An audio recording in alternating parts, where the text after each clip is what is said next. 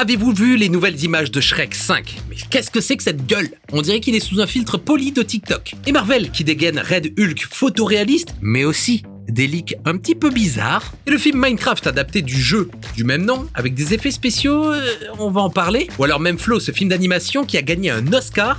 Tout ça grâce à un logiciel gratuit. Eh bien c'est exactement ce qu'on va regarder dans ce nouvel épisode des pires et des meilleurs VFX. Alors c'est parti, analysons tout ça ensemble. Who's making this stuff? Whoa! Shrek 5. Déjà, on va parler de Shrek. Personnellement, je trouve que c'est un carnage absolu. DreamWorks a dévoilé la bande-annonce, ou disons les premières images, et Internet a littéralement implosé. Sur X, il y a carrément le hashtag #FixShrek5 et les mêmes sortent de partout. Parce que c'est clair, je sais pas ce que vous en pensez, mais il y a quelque chose de nouveau dans tous ces personnages autour de l'univers de Shrek. Le redesign est beaucoup trop lisse. Trop parfait. Alors techniquement, c'est vraiment bien réussi, qu'on se le dise. L'image est belle, mais c'est raté lorsqu'on parle de Shrek. Mais alors qu'est-ce qui cloche au niveau du design de Shrek ? Eh bien je pense que déjà, premièrement, il y a quelque chose de un peu Gen Z. Ils essayent de faire quelque chose un petit peu plus neuf, plus jeune, en adaptant un nouveau design, ou essayent de rafraîchir les licences. Le problème, c'est qu'on est tous nés avec Shrek. On connaît le personnage, il a été fait à un moment où la 3D n'était pas non plus la plus développée, mais on aime le personnage pour ça. Pourquoi je dis que c'est un petit peu adapté pour la Gen Z ? Eh bien lorsqu'on regarde au début de la bande-annonce, on voit clairement, littéralement Shrek en train de swiper sur un feed TikTok. Qu'est-ce que c'est que ce bordel ? On n'a même pas quelques plans du nouveau Shrek qu'on a déjà tous les codes qu'il va aborder. Mais au-delà de la polémique de donner un petit peu un goût New Age à Shrek, il y a aussi l'aspect design, les effets visuels, la 3D. Lorsqu'on le regarde, le Shrek avant et maintenant, on peut voir qu'il y a quelques différences qui sont notables. Et ça, eh bien, je ne les ai pas trouvées moi-même. Il y a des gens qui ont pointé du doigt les erreurs de design. Comme par exemple l'espacement de ses yeux. Il y a une personne sur les réseaux sociaux qui a dit que en fait, eh bien, c'était l'écartement des yeux qui n'allait pas. En effet, on dirait que les yeux sont trop rapprochés, c'est un peu bizarre. Et ça vous rappelle pas quelque chose ? Eh bien oui, le Sonic de 2019. Les dents bizarres, les yeux flippants. Les fans ont pété un câble. Paramount a tout refait pour 5 millions de dollars. Ça a décalé la sortie, et bam ! Un succès au box-office. Et d'ailleurs, ils en ont fait plusieurs films, et chaque film est plutôt bien, j'avoue. Mais bon, le Ugly Sonic est devenu culte. C'était une des premières fois où les spectateurs ont donné leur avis et les studios ont complètement changé le design de quelque chose. Mais avec Shrek, c'est une autre paire de manches parce qu'en fait, ce design existe déjà depuis super longtemps. Sonic, c'était un perso live action, donc intégré dans un décor réel. Shrek, c'est un personnage qui existe et cohabite avec d'autres personnages, comme par exemple l'âne. Mais regardez l'âne! Est-ce qu'on dirait pas une espèce de Claude Dao qui est en sortant du Monoprix qui va nous demander de l'argent ? Je suis désolé, mais l'âne, on dirait un crackhead. Alors, réadapter un personnage comme Sonic et que tout l'environnement est réel, ça peut se faire, mais réadapter Shrek, je ne sais pas à quel niveau de production est ce film Shrek 5, mais ça peut être quelque chose d'un petit peu plus tendu. Ça coûterait pas mal d'argent. Et du coup, maintenant, je pense qu'il y a 3 scénarios possibles.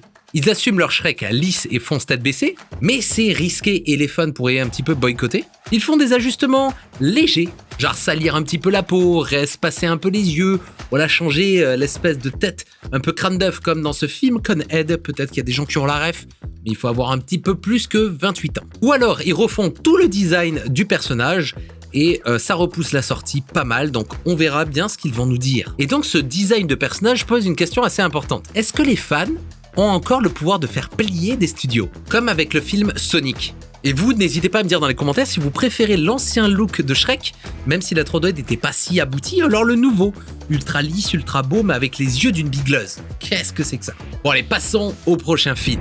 Avant de passer au film suivant, si vous êtes un fan comme moi de cinéma, eh bien vous savez que vous voulez bouffer des films. Le problème, c'est que selon où tu es dans le monde, eh bien il y a plein de films et de séries qui sont bloqués. Genre t'es en France et tu veux voir John Wick 4 sur Netflix, eh bien malheureusement, c'est bloqué. Il sera dispo que sur le Netflix US par exemple. Mais ça, c'était avant, parce qu'avec NordVPN qui sponsorise cette vidéo, tu peux changer ton adresse IP extrêmement facilement. En juste un clic, tu peux débloquer un max de contenu. Tu veux voir ce qu'il y a sur le Netflix japonais ? Eh bien tu peux. Tu te connectes à un serveur au Japon et bam, accès direct. Pareil pour Disney+, où certains films et séries sortent plus tôt ou alors même qui ne sortiront jamais. Et si vous voulez la petite astuce ultime, en utilisant une IP albanaise, pouf, t'as plus de pub sur YouTube. Mais NordVPN, c'est pas juste pour le streaming. Ça chiffre toutes tes données, protège ton adresse IP et empêche les sites et les hackers de récupérer retirer tes informations personnelles. Tu peux aller sur internet en toute sécurité, que ça soit dans un café ou un aéroport. Et ce qui est super cool, c'est que tu peux l'installer sur 10 appareils, alors que tu sois sur un PC, un Mac ou alors même un téléphone portable, eh bien tu seras protégé sur tous tes appareils. Et si tu as la flemme à chaque fois d'activer ton VPN, eh bien il y aura la protection anti-menace qui bloque directement les pubs, les trackers et même les fichiers malveillants quand tu télécharges quelque chose. Et si vous êtes intéressé, voici une offre béton. En passant par mon lien dans la description, vous allez avoir 4 mois offerts sur vos 2 ans d'abonnement, soit moins de 3 € par mois. Et si vous n'êtes pas convaincu, eh bien vous avez 30 jours pour être satisfait ou remboursé. Les liens sont dans la description. Merci beaucoup NordVPN d'avoir sponsorisé cette vidéo et maintenant, passons au prochain film.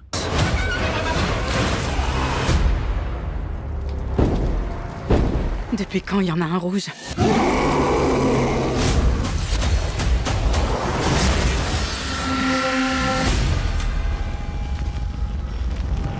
Maintenant, on va parler de Marvel et de Red Hulk dans le nouveau film Captain America. Mais aussi, on va parler des fuites, des leaks un petit peu étranges sur des concept art des prochains films Avengers. Bon, je sais pas ce que vous en pensez, mais en regardant ces rushs, comme vous pouvez le voir, je trouve que Red Hulk, joué par Harrison Ford, est extrêmement réussi. Parce qu'on arrive bien à comprendre que c'est l'acteur qui est sous cette prothèse numérique. Et ça, c'est un défi extrêmement compliqué, même en 2025. Regardez Thanos qui est joué par Josh Brolin. Alors, on le reconnaît, c'est vrai, mais il y a quand même quelques petites différences. Son visage a changé. Alors, est-ce que c'est dans la direction artistique ou alors c'était hors de contrôle technique ? On ne saura pas, mais en tout cas, ce qui est sûr, c'est que Red Hulk ressemble réellement à Harrison Ford. Ça, eh bien, c'est un coup de maître, bravo. Mais alors, comment ils ont fait ça ? Eh bien avec un process complètement classique. Ils ont sans doute photogrammétré Harrison Ford dans tous les angles possibles et imaginables. La photogrammétrie, c'est le fait de reconstruire un modèle 3D d'une personne en le prenant en photo dans tous les angles. J'ai d'ailleurs fait une vidéo que vous pouvez visionner là à ce sujet. Puis ensuite, avec ce modèle 3D là, ils vont pouvoir l'animer en utilisant des systèmes avancés de rig et de simulation musculaire, tout en se basant avec des performances capture, comme à la manière de Avatar, pour faire correspondre extrêmement les mimiques qu'aurait pu avoir Harrison Ford, 82 ans. Le gars est vieux, mais il continue à faire des prods comme ça et à donner de l'énergie dans sa performance. Et pour le coup, je trouve que vraiment c'est très très bien réalisé sur ce film Captain America. Et je ne sais pas vous, mais moi je m'en fous complètement de ce film. Je vais pas aller le voir, je vais pas donner de l'argent à Marvel pour ce film. Et d'ailleurs, je ne suis pas le seul à ne pas avoir envie de le voir parce que le film est un échec au box-office. À l'heure où je tourne cette vidéo, il est à 341 millions au box-office et il devait avoir 425 millions pour être rentable. Pour comparer, eh bien, le soldat d'hiver avait 714 millions au box-office. Pas mal, n'est-ce pas? Ou alors même Ant-Man avait 622 millions. Donc ouais, c'est un échec assez conséquent. Et pour parler de Marvel aussi, il y a les leaks des concept art pour Avengers Doomsday. Et donc ouais, des concept art ont fuité sur le net et on voit Dr Doom qui sera sans doute joué par Robert Downey Jr. en armure argentée, trônant comme un roi. Mais on voit aussi des images avec Hulk, She-Hulk, mais aussi un nouveau Black Panther qui sera peut-être interprété par Damson Idris. Ou alors même Star-Lord avec White Vision. Mais la vraie question c'est, est-ce que c'est une vraie fuite ou alors c'est plutôt un truc marketing pour refaire parler d'eux? Eh bien moi je pense personnellement que c'est la deuxième option. Je pense que Marvel ne sont pas bêtes. Ils savent qu'en ce moment ça bat de l'aile un petit peu leurs chiffres au box-office. Et donc pour donner un petit peu de piquant comme ça, ils ont release des concept art. Parce que la coïncidence est beaucoup trop grande. Captain America vient de sortir et le box-office n'est pas bon. Et là, oh bah tiens, il y a des leaks sur le prochain Avenger pour faire remonter la hype. Par contre, si ces leaks ne sont pas contrôlés, eh bien ça va faire du mal à Marvel. Parce qu'en fait, les concepts sont vraiment géniaux et on a envie de voir ça. En vrai, on a envie de voir ça. On a envie de voir un Docteur Fatalis comme ça, assis sur un trône un peu stylé en mode médiéval. Ça serait trop stylé. Mais bon, entre les concepts et ce qui se passe dans la vraie vie, et voilà, c'est un petit peu différent à chaque fois, donc on verra bien. Donc voilà, Captain America, pas du tout envie de le voir, surtout qu'ils ont release Red Hulk alors qu'il est visible que quelques minutes à l'écran apparemment. J'ai pas vu le film, mais tout le monde sait ce qui se passe dans ce film. D'ailleurs, Marvel s'en fout tellement de Captain America qu'on pouvait voir Red Hulk en train de se foutre sur la gueule avec Captain America alors que le film était sorti depuis quelques heures. Et ils ont supprimé aucune vidéo. Ça montre leur intérêt de faire parler du film. Et en s'en foutant que les youtubeurs partagent tout ça. Donc je sais déjà très bien que Marvel ne supprimera pas cette vidéo. Bon, maintenant passons au prochain film.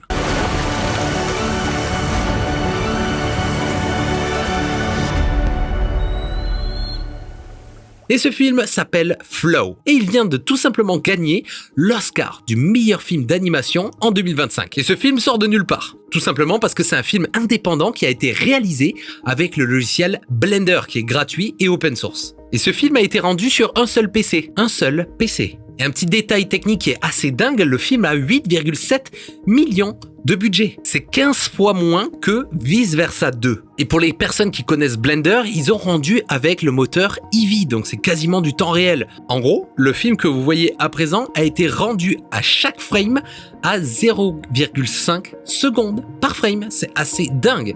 Ça veut dire pour les personnes qui ne connaissent pas la 3D que chaque image que vous voyez, donc imaginons c'est du 24 ou 25 images par seconde, et bien chaque image a été rendue en 0,5 secondes. Alors que sur un film traditionnel, on est à beaucoup plus de temps. Par exemple, des heures entières de rendre juste une seule image. Ça veut dire qu'en gros, le film va coûter beaucoup moins cher que de prendre des render farms et plein de gens qui gèrent un petit peu tous les fichiers. Et pareil pour l'animation, pas de motion capture. C'est juste 287 contrôles manuels pour animer un chat hyper réaliste qui traverse une inondation. Alors hyper réaliste, pas vraiment parce que c'est un film d'animation, mais vous avez compris. L'animer de manière réaliste. Il n'y a pas de dialogue, juste une ambiance visuelle qui te happe. Et ce film a scotché tout le monde. Et ça, c'est une véritable révolution, un logiciel gratuit qui menace absolument toute l'industrie et les façons de faire qu'il y a depuis une trentaine d'années, voire même une quarantaine. Et donc ça fait rêver, ça veut dire que tout le milieu du cinéma va être bouleversé. Personnellement, j'ai parlé avec beaucoup d'artistes autour de moi, et ils sont à peu près du même avis. Les films, plus tard, seront faits en grande partie par des studios ou des personnes indépendantes. Avec toutes les nouvelles technologies d'intelligence artificielle ou même des logiciels open source comme Blender, il y aura cette envie de créer des choses chacun dans son coin et créer des choses originales pour gagner des prix comme les Oscars. Parce que oui, Flow est le premier film d'animation indépendant à gagner un Oscar. Et ça, c'est complètement dingue. Mais il y a quand même un gros hic. Qui c'est qui va financer l'open source? Parce que oui, Flow a cartonné, mais seulement 15% des revenus sont allés à la Blender Foundation. Du coup, si tout le monde passe à l'open source, comment on paye les artistes, les développeurs, les créateurs? C'est un petit peu le paradoxe. Flow ouvre une porte incroyable, faire un film de niveau mondial avec quasiment rien, mais ça pourrait aussi secouer absolument tout le système. Donc je pense que l'avenir va réellement se tourner vers ça, vers des logiciels qui sont ouverts, qui sont peut-être moins onéreux. Et c'est pour ça qu'il y a autant de studios et de constructeurs de hardware comme Nvidia qui investissent dans des boîtes comme Blender.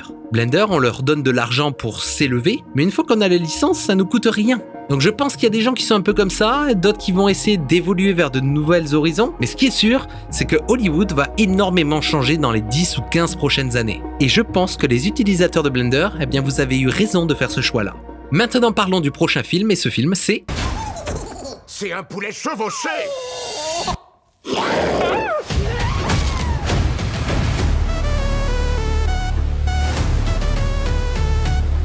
Le premier trailer de Minecraft est sorti en septembre 2024. Et juste après les premières images, comme vous le voyez à présent, les gens ont pété un plomb. Des live action avec du CGI cubique mal intégré, imaginez un cochon réaliste, mais carré. Un creeper avec des poils et un zombie qui ressemble à un jouet carré. Le studio Warner Bros assume totalement. Et c'est quoi du coup leur excuse? Je cite, « Le film est pour les enfants qui ne jouent pas à Minecraft. » Sauf que selon les stats, 62% des joueurs de Minecraft ont au-dessus de 24 ans. Et d'ailleurs, cette information ne va pas plaire à Yann Wax qui dit que tous les joueurs de 25 ans sont des attardés. Non mais c'est quoi ce bordel? Lui, il est complètement hors sol. Donc ouais, c'est un mauvais calcul, encore une fois, d'un studio qui a énormément d'argent, mais qui n'a plus du tout l'écho des gens qui vont regarder nous. Ils veulent cibler des gosses qui connaissent pas le jeu, mais ils oublient les fans de base adultes qui ont grandi avec Steve et ses Creepers. Et pour certains, les visuels sont catastrophiques, la 3D un peu chelou. Mais personnellement, moi j'adore. Voilà, ce parti pris de prendre des personnages avec cette esthétique-là, et moi ce que je trouve qui ne fonctionne pas du tout, peut-être c'est ça, c'est ça, et c'est ça. Qu'est-ce que c'est que ça? Pourquoi ils vont nous foutre Jason Momoa avec une perruque dans un environnement Minecraft? J'aurais préféré voir un film à la Mario en full CGI, qui d'ailleurs Mario est une réussite totale, dans un film CGI qui marche bien avec des personnages, avec une identité, une histoire, quelque chose. Pourquoi ils vont nous mettre des acteurs qui... C'est bon en fait, voilà pourquoi en fait Flow va un peu secouer les studios hollywoodiens, parce qu'on en a marre en fait, les studios ne comprennent pas. Ils ont fait 1000 fois l'erreur, ils se disent, attends mais 1000 fois on a fait l'erreur? Je pense que la 1001e fois, ça va marcher. Je suis sûr que les gens ils vont comprendre notre démarche. Non, ça ne va pas marcher. Donc ouais, le film Minecraft, je trouve encore une fois que l'esthétique est vraiment cool, mais que c'est ce truc-là de faire un film good vibes avec des acteurs qui... D'ailleurs, ils ont fait une promotion anti-VFX, ils ont supprimé des fonds verts dans les images promotionnelles, enfin, il n'y a rien qui va. Ce film, en fait, est enterré avant même qu'il soit sorti. Et c'est dommage, ils auraient fait un film à la manière de Mario avec Minecraft, je suis sûr que ça aurait cartonné, avec un humour un peu décalé, piquant, adulte, parce que les gens sont un petit peu plus âgés maintenant, de ceux qui ont découvert Minecraft. Enfin bref. Voilà, c'est dommage, parce que j'aime bien la 3D, elle est bien réalisée, mais ce film est enterré de par l'idée originale. Encore une fois, on en revient au même problème. Ce n'est pas forcément les équipes des effets visuels qui font les choses mal, mais des décisionnaires qui vont dans des voies inexplicables. Voilà, ça n'a aucun sens. Alors, Hollywood est-il en train de sombrer? Récapitulons ce chaos. Shrek 5 montre que les fans peuvent encore faire trembler les studios. Notre voix compte. Et je trouve que DreamWorks est un petit peu dans la sauce et ils vont devoir prendre des décisions à la manière de Sonic. Alors on croise les doigts, moi ça m'irait, une esthétique un petit peu plus lissée, belle, au goût du jour avec les nouvelles technologies, mais conserver des proportions, l'idée générale qu'on se fait de l'âne, de Shrek, enfin, voilà quoi. Marvel nous a sorti un Red Hulk de très bonne qualité, mais un film où on s'en fout. Les leaks de Avengers, est-ce que c'est vraiment des leaks? Bon, je suis sûr que non, hein, ils ont sorti ça, ils ont fait upload, oh pardon, bah en fait on sait très bien que c'est marketing. Flow prouve que une paire de personnes, un PC, Blender, un logiciel gratuit, peut retourner Hollywood, gagner un Oscar, et ça, pour tout créatif qui se respecte, eh bien, ça donne de l'espoir. Vous n'êtes pas obligé de faire partie d'un studio maintenant avec des millions de dollars pour pouvoir peut-être avoir cette petite sculpture dorée. Et Minecraft, eh bien, c'est le Titanic qui fonce dans l'iceberg et le capitaine dit tout va bien. T'inquiète pas, ça va aller. On est en mars 2025 et une chose est claire. Le cinéma est en train de changer. Les fans ont plus de pouvoir que jamais grâce à Internet et les réseaux sociaux. Les petits génies indépendants redéfinissent un petit peu les règles et les gros studios doivent s'adapter ou couler.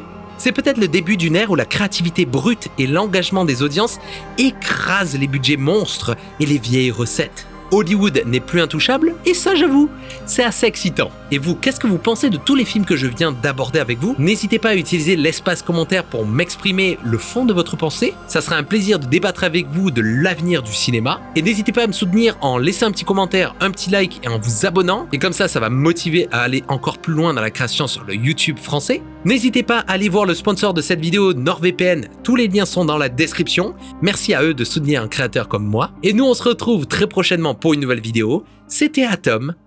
Ciao.